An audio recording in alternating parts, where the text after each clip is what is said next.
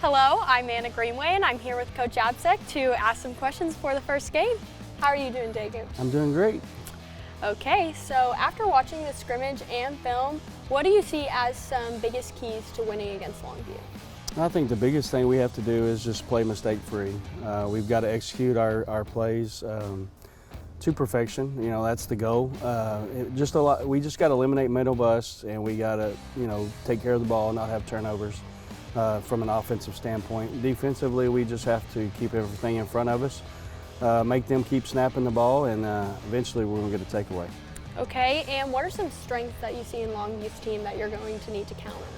I think, the thing that they've done in the past really well is they've run the ball really well. I think this year their plan is to try to throw the ball a bit more than they have in the past. So we just have to really do a good job of recognizing formations, fit where we're supposed to be, and then go tackle well. Tackling is always huge in terms of success on defense, to hold them to what they earn and then not give them any extras. Do you think that nerves will play a role for players stepping into a big rivalry atmosphere like Longview? It's possible. There's guys that we've played a lot for us that maybe haven't played a lot on Friday nights. And so that's something as a coach you're always not necessarily concerned, but just interested to find out how they respond to the Friday night lights and the atmosphere and the pressures. And so, I think usually that stuff wears off fairly quickly, but you want to come out and be sharp from the get-go, so that's important. Yes, sir. Can you describe what it feels like to be going into the first Friday night from a coach's perspective? It's a little bit of the same way. You have a little bit of nerves too, because it's, you've put in a lot of effort, a lot of work into it, and a lot of the things that are fixing to happen or unfold for you are unknown. And so, the fear or the worry of the unknown is always in your mind, and then also the excitement of seeing your team go out and compete and see the fruits of their labor, if you will.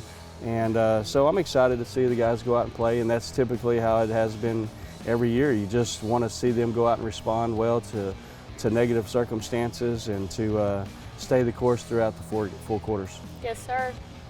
Now, I know you're new here, but you know high school ball. How excited are you to be going into one of the oldest rivalries in Texas? I'm excited. I think anytime, competitors like to compete, and the best type of competition is other good competition. You learn a lot about yourself by playing people who are really good, because at the end of the day, this game, although we want to win, and all that, it's not necessarily going to make or break your season. You win, it doesn't put you in the playoffs. If you lose, it doesn't keep you out of it. It's a growth opportunity, but the rivalry is the rivalry, and so it's important, and I know that because I've been told that many times since I've been here. Yes, sir.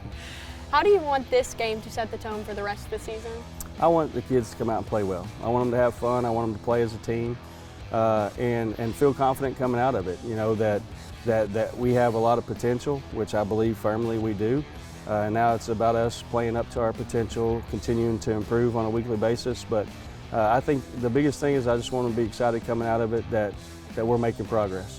Yes, sir. Well, we're excited to see Panthers play on Friday. Thank you so much for talking to me today. Yes, ma'am. Thank you for having me.